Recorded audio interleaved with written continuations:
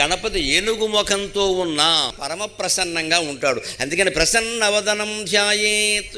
ఏనుగు అనే మనకి భయం కానీ మరొకటి కానీ కలగదు, దగ్గరికి వెళదామని అనిపిస్తుంది హాయిగా. అదేమి మన తొక్కేసి ఏనుగు కాదు, మన ఎవరైనా తొక్కి పడితే వాళ్ళని తొక్కేసి మనని పైకి లాగేటువంటి ఏనుగు అది ఖచ్చితంగా.